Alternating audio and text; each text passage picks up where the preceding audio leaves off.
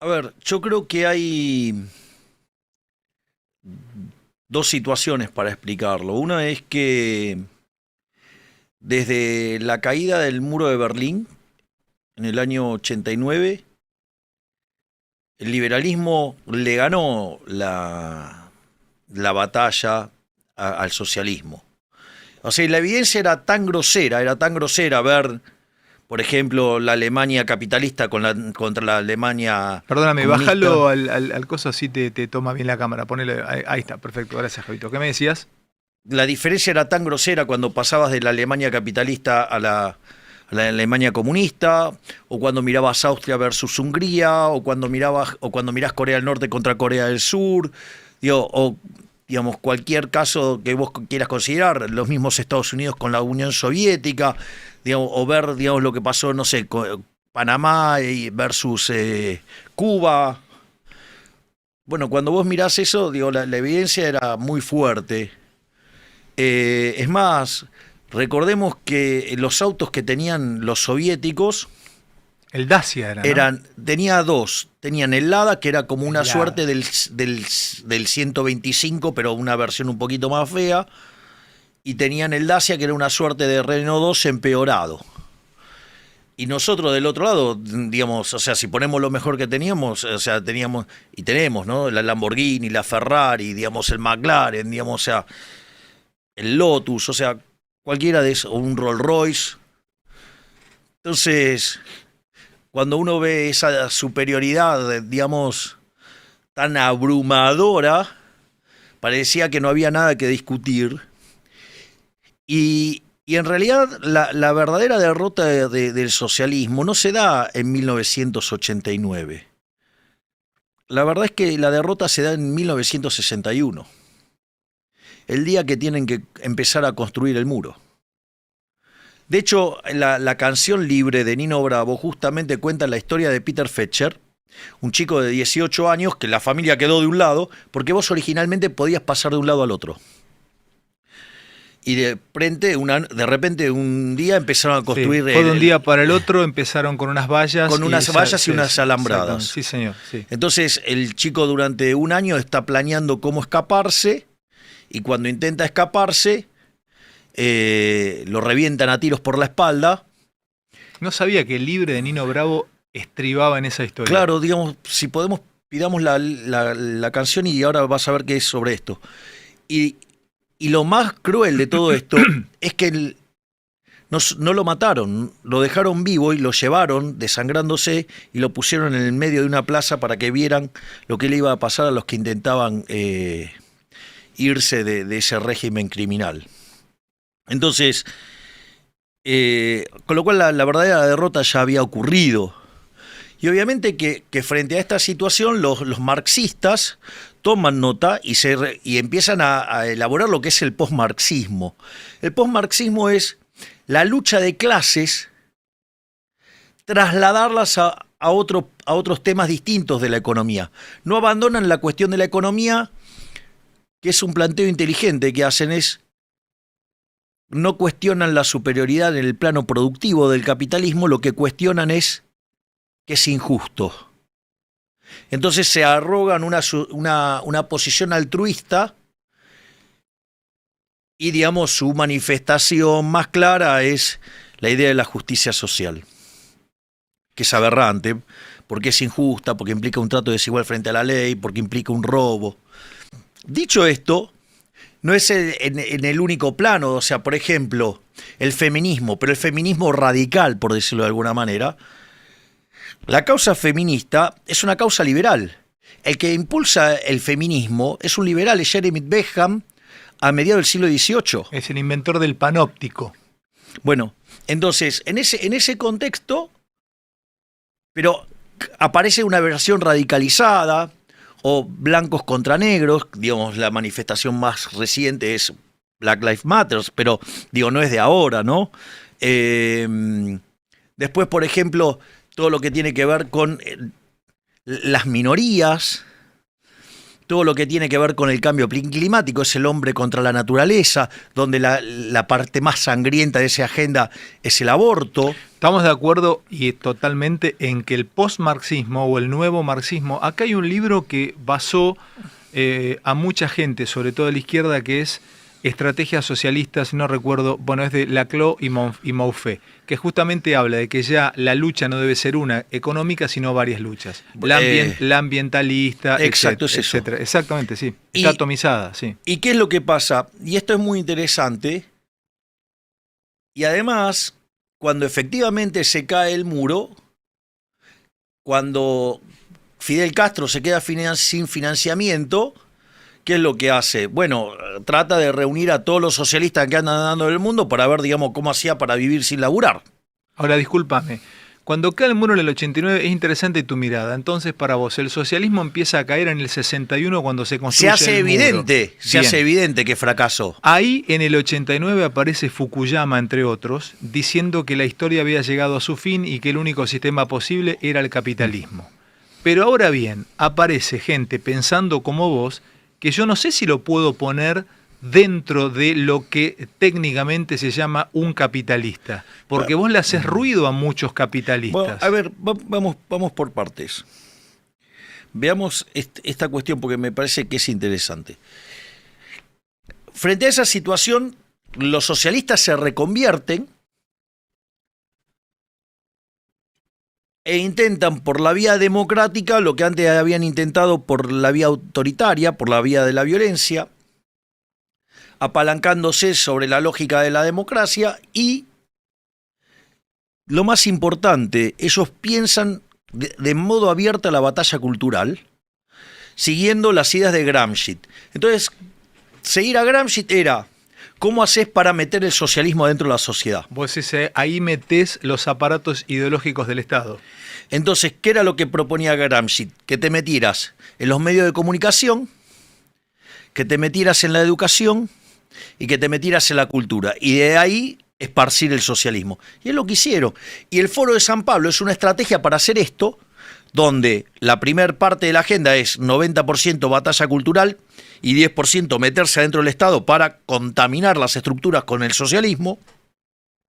La segunda parte es mitad batalla cultural, mitad, digamos, avanzar en todo lo que es la agenda regulatoria, donde hay una de las cosas que yo explico es cómo los economistas neoclásicos, aún sintiéndose genuinamente liberales, son funcionales al socialismo. Eso está explicado en un artículo mío que está en el Palgrave de Economía Austríaca, en honor a Jesús Huerta de Soto, que se llama Capitalismo, Socialismo y la trampa neoclásica. Explico cómo la economía neoclásica es funcional al socialismo. Y la última parte es 90% expropiaciones y 10% batalla cultural, porque ya está todo terminado. Es el Chávez diciendo expropiese, es eso. Ahora, perdóname, Javi. Las batallas culturales son de ambos lados. También la batalla cultural del capitalismo ha ganado desde la acumulación con Tío Rico. ¿Te acordás que nosotros, vos y yo, leíamos o lo que te bajaba de pronto en su momento Mickey o Disney? Y la batalla cultural ha bajado desde, por ejemplo, Hollywood. O sea, la batalla cultural es inherente al mundo. No, yo digo, de vuelta, yo lo que digo es, después del año 89, los liberales se retiraron de esa batalla. No solo que se retiraron, sino que además, creyeron que no había nada más que discutir. Y en ese sentido, los socialistas entendieron la naturaleza del problema y ganaron una batalla no porque eran mejores, sino porque no tenían contrincante. A ver si te entiendo. ¿Y vos querés dar esa batalla? Bueno, es como yo arranqué. Yo, digamos, me dedicaba a la batalla cultural. O sea, en la previa a ingresar a la política, yo me dedicaba a dar conferencias por el mundo, ¿sí?, sobre, digamos, la superioridad en el plano moral del capitalismo. Entonces, hacía todo un análisis que al final conducía a una problemática de valores.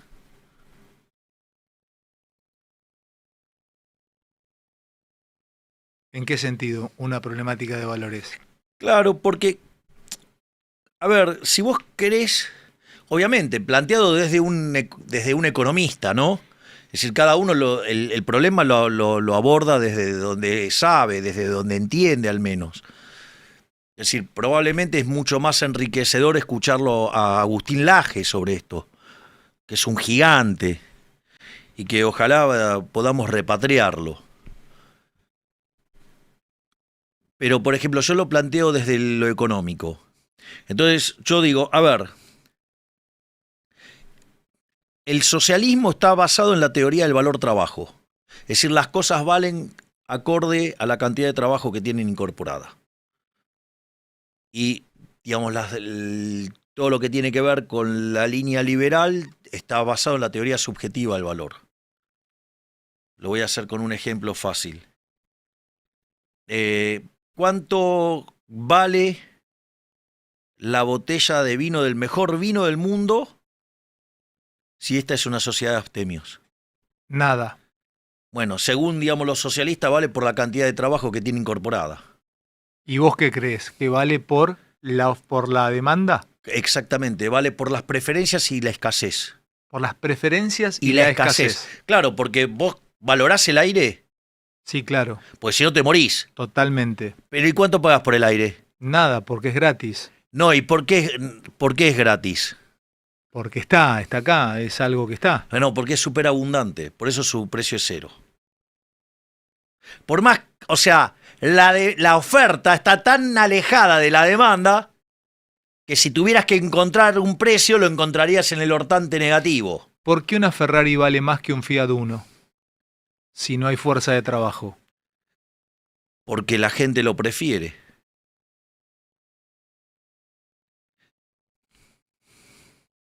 ¿Y vos considerás que lo que se prefiere es mejor a lo que no se prefiere? ¿Y a vos qué te parece? ¿Vos pagarías por algo que no querés o pagás por algo que vos querés?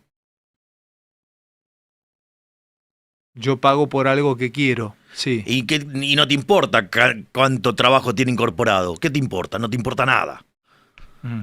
Es decir, entonces la teoría del valor, digo, tenía lo que se llamaba la paradoja de los diamantes. El agua y los diamantes. El agua era importantísima para vivir y ¿cuánto valía? Cero. Claro, porque era súper abundante. ¿Y cuánto valían los diamantes? No tenían nada de trabajo, valían un montón. Bueno, porque había poco y porque las preferencias de la gente. Bueno, te quiero decir... Sí. Entonces, fíjate que la teoría del valor trabajo no tiene ningún sentido. De hecho, va en contra del concepto de productividad. Va en contra del concepto de productividad, va en contra del progreso tecnológico. Entonces, Vos sí que es una categoría preindustrial. Es una categoría que no explica el problema. Es un error. Sobre eso, error, digamos, que trae a la ciencia económica Adam Smith y que después aparece Ricardo y mete el problema, digamos, bueno, aparece, digamos, el pesimismo de Malthus, pero eso es más para discutir en dinámica, aparece el problema, digo, que plantea Ricardo en términos de distribución, aparece el problema de Mill que dice que es independiente la distribución de lo que es la producción, o sea, una aberración, ¿sí? Y a partir de eso aparece Rothbertus, crea la teoría de la explotación y Marx la mejora con el concepto de plusvalía. Hasta ahí estamos. Ahora, cuando aparece Menger... Discúlpame, ¿reconoces o recortás algo de Marx? ¿Hay algo que rescates de Marx? Nada. Mírame. Nada. Nada. Solo rescato que sirve para tener en claro qué mal podés pensar. Es como Keynes, por la opositiva, por la opuesta. Es decir, por el hecho de que está todo mal. Ahora, los que nos dicen y nos enseñan en las facultades que Estados Unidos se recupera de la Gran Depresión haciendo pozos por el día y tapándolos por la noche. Bueno, yo tengo un libro respecto a eso, se llama Desenmascarando la mentira keynesiana y explico todas las falacias. Si querés, digamos, hacemos un día un programa sobre keynesianismo y te lo destruyo punto por punto. Todos los errores que tiene el keynesianismo. O termino esto y te explico los errores del keynesianismo. Termíname esto. Entonces, esa teoría del valor queda derrotada cuando aparece la obra de Menger, de Gibbons y Balrac, que desarrollan la teoría subjetiva del valor. ¿Qué es la teoría subjetiva Es la del que te valor? estaba explicando Es la que me recién, decías digo, recién. que la determina la preferencia y la escasez. O sea, a mí me encanta la explicación que hace Menger en Principios de Economía Política. Ese libro, vos lo lees, los comparás con lo de la época y quedás... digamos, Discúlpame, o sea, ¿por eso conectás que el fenómeno inflacionario es netamente un fenómeno monetario? sí hay una cosa que vincula con eso después. Por ejemplo, el error de muchos economistas, que por ejemplo, a ver, te lo hago con un ejemplo fácil. De ese libro de Menger, hay un autor austríaco que lo sucede que se llama von Wieser, Ujú. y una de las cosas que hace es ponerle nombre. Digo, no es solo esto lo que hizo von Wieser, hizo algo que es fabuloso y creo que hay gente que no tomó conciencia de la contribución de von Wieser, que es enorme y que sirve para resolver los problemas que tiene la teoría neoclásica. Te hago una pregunta. ¿Estos autores son accesibles?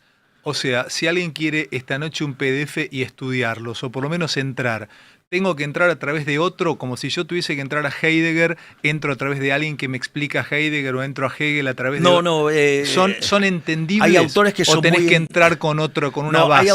hay autores que son muy fáciles de entender y hay autores que son muy difíciles de entender. ¿Qué sé yo? No sé, yo ahora leo Hayek, lo leo de taquito, pero al principio me costaba. O leer Israel Kirzner, digamos, al comienzo Te lleva a relecturas. Y sí, digamos... Son libros que una frase te llevan un buen tiempo, un buen rato. Sí, los libros de Israel Kirzner... ¿Cómo se llama? Israel Kirzner. Kirchner. Ujú. Kirzner, no Kirchner, Kirzner. Ujú. Entonces, una de las cosas que le pone nombre es algo que se llama el principio de imputación de Menger. El principio de imputación de Menger dice que son los precios los que determinan los costos y no los costos los que determinan los precios. La teoría del valor-trabajo, ¿qué es lo que determina el valor, el precio? Los costos, o sea, el costo laboral. Anda despacio. Y en esto los precios determinan los costos. Exactamente. En el fondo, vos como empresario, o sea, vos vas a ver, precio es cuando hay transacción, ¿sí o no? Sí. Si precio es cuando hay transacción, entonces esa transacción solamente va a poder existir el día que el empresario va y compra eso. Hoy hay un montón de cosas sin precios en Argentina porque no hay transacciones. Ese es otro problema. Seguime en esto, digo, para ir sobre el problema conceptual. Entonces, en función de lo que yo estoy esperando cobrar por lo que vendo o pretendo vender, es que yo voy a pagar determinado precio por los distintos insumos. Y ahí sí se forma precio. Es decir, son los precios los que determinan los costos y no los costos los que determinan los precios. Si los costos determinaran los precios, no hay quiebra. ¿Me comprendés lo que te digo? Sí, claro. O sea, es totalmente diferente a lo que se piensa hasta ahora. Venís con una cosa totalmente al revés de lo pensable. Bueno, a ver, pero ¿cuál es el problema? El problema es que la gran mayoría de los economistas argentinos creen que, por ejemplo, ¿cuántas veces escuchaste a los economistas argentinos decir que el tipo de cambio es lo que determina la inflación? Millones. Tío, ¿te cansás de escucharlo? Bueno, eso es una burrada. Porque eso implica que los costos están determinando los precios. Entonces, lo primero que yo miro cuando veo a alguien decir que viene y me habla del pass-through y todas esas estupideces. El pass-through es un abuso de la matemática. ¿Sí? Entonces, no, digo, el pass-through se llama, digamos, el pase de la devaluación a inflación. Entonces dice, no, bueno, cuando la inflación es muy alta, entonces el pass-through es alto, y cuando vos tenés proceso de inflación baja, el pass-through es bajo. Una estupidez. Digo, ahora te lo voy a explicar. Digo, cuando vos construís la definición de tipo de cambio real, te vas a dar cuenta que es una estupidez lo que están diciendo. Me dejás preguntarte una cosa y seguís Pará. Dale. Please. Entonces, ¿qué es lo que sucede? Te dicen que el tipo de cambio determina la inflación. Está mal. Por ejemplo, suponete lo siguiente. Viene la guerra, no sé, lo que a vos se te cante. y hace que el precio de los transables vuele por las nubes. ¿Qué es un transable? Un bien comercializable a nivel internacional. Gas. O sea, tiene el tipo de... Sí, o el petróleo. Dame el gas, o dale. Dame el gas, petróleo, que a Europa el le gas, falta gas. Dale. El trigo, la Sí, soja, lo que vos dale. quieras. Una commodity. Exacto. Dale. Entonces, digamos, eso se vuelve más caro, ¿sí o no? Sí, total, porque hay Ahora, guerra. Bien. Supongamos lo siguiente, que vos tenés un conjunto, o devaluaste porque subió la tasa de interés en Estados Unidos, los capitales se van de acá a Estados Unidos, y entonces tenés una salida de divisa y sube el tipo de cambio. No importa, digo, puede ser cualquiera de esos efectos. Entonces, ¿qué pasa? Suponete lo siguiente, yo tengo un conjunto de consumidores cabrones que esos bienes que son transables no quieren dejar de consumirlos. O sea, vos querés seguir consumiendo la misma cantidad, pero ahora el precio es más alto. ¿Qué va a pasar? Entonces, en esos bienes, ¿qué vas a gastar? Más plata. ¿Sí o no? Sí. Ahora, vos tenés un presupuesto dado. Si vos tenés un presupuesto dado y vas a gastar más plata en ese conjunto de bienes, ¿qué tiene que pasar con tu consumo en el resto de los bienes? Bajarlo. Tiene que bajar. Entonces, esos precios tienen que caer. Por lo tanto, la devaluación no genera inflación. No genera inflación. Es falso. Es falso. No genera inflación. No genera inflación. La inflación se produce como consecuencia de la pérdida del poder adquisitivo del dinero. Es decir, cuando vos emitís dinero por encima de la demanda de dinero, ¿qué pasa cuando un bien tiene más oferta que demanda? ¿Su precio qué pasa? Cae. Es decir, el poder adquisitivo del dinero cae. ¿Qué quiere decir? Que todos los precios, o sea, vas a tener más dinero y la misma cantidad de bienes. Discúlpame, todo, o sea, el único fenómeno en donde entronca la inflación es monetario. Exactamente. Exactamente. O sea, cualquier caso, la casuística mundial que me traigas de un país que tenga 8, 9 o 15 de inflación es por lo que emite. Ya sea o porque subió la oferta o porque cayó la demanda o para hacer las dos cosas a la vez. Te voy a preguntar una burrada y corregime porque me encanta equivocarme para aprender. ¿Estados Unidos no tiene inflación? Estados Unidos, digo, ¿podemos explicar por qué tiene inflación? Claro, porque te lo pregunto. Porque una de las cosas que pasó durante la pandemia, frente al grado de aversión al riesgo enorme que había y que la gente se asustó y demandaba mucho dinero, ¿qué hizo? Emitió mucho dinero. Como los médicos, los infectólogos le pifiaron sistemáticamente a cuando se terminaba la pandemia se terminó y el Banco Central quedó recontra expandido. Cuando cayó la demanda de dinero, ¡paf! Ahí la tenés la inflación. ¿Le quedaron esos dólares dando vuelta? Exacto, y ese es el salto en la tasa de inflación. O sea, te lo explica hasta Estados Unidos al claro. tema del fenómeno monetario. O sea, expandís la masa monetaria y se expande tu inflación. Sí, pero vos ahí lo que pasa es, hay también una cuestión de demanda. Cuando la gente se asusta en Estados Unidos, demanda dólares. Se mete dólares en los bolsillos. Se mete las lechugas en los bolsillos, se asusta. Entonces te aumenta la demanda de dinero, entonces te mete la economía en una deflación. Entonces, ¿qué hace el Banco Central? Para evitar la deflación, emite. Entonces te da para que vos te metas los billetes en el bolsillo sin dejar de consumir. ¿Me comprendés? Porque no tiene costo, por decirlo de alguna manera. O sea, lo que necesitan es que consumas para que no se le caiga la economía. Digo, como vos querés tener billetes, porque te agarró el pánico, para resolver esa situación emitís. No quiere decir que esto sea lo que yo haría, digo, o sea, pues yo no creo yo creo que no debe existir un banco central, pero eso es otra discusión. Estoy explicando cómo funciona en el mundo real. Entonces, ¿qué es lo que pasa? En ese contexto, cuando termina la pandemia y la demanda de dinero cae porque la gente dejó de estar asustada, ¿qué te pasa? Te quedó un montón de oferta contra una demanda que no... Entonces, ¿qué pasó? Inflación. Hasta ahí vamos. Entonces, cuando vos generas el exceso de oferta, lo que se produce, ¿qué es? Ya sea porque aumentaste la oferta o porque cayó la demanda, o las dos cosas a la vez, el poder adquisitivo del dinero, ¿qué va a pasar? Va a caer. Es decir, que todos los bienes expresados en unidades monetarias suben. Y el tipo de cambio es el precio del dólar, es un precio más de la economía, y por ende sube por lo mismo. Porque no es que está subiendo el dólar, es que está perdiendo valor el peso. ¿Qué hacen los burros de los economistas argentinos? A partir de la convertibilidad, creyeron que la forma de controlar la inflación es fijando el tipo de cambio. ¿Hasta ahí vamos? Pero la convertibilidad no era solamente fijar el tipo de cambio. No era tener fijar el tipo de cambio y tener anclado los precios con el tipo de cambio.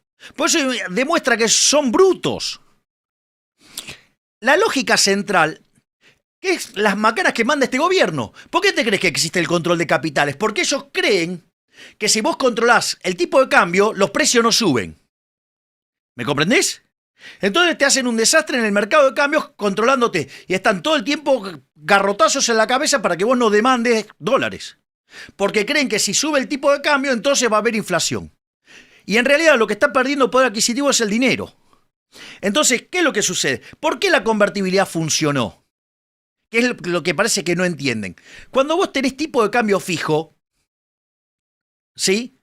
Digo, y lo que pasaba en la convertibilidad, la base monetaria era igual a la demanda de base monetaria.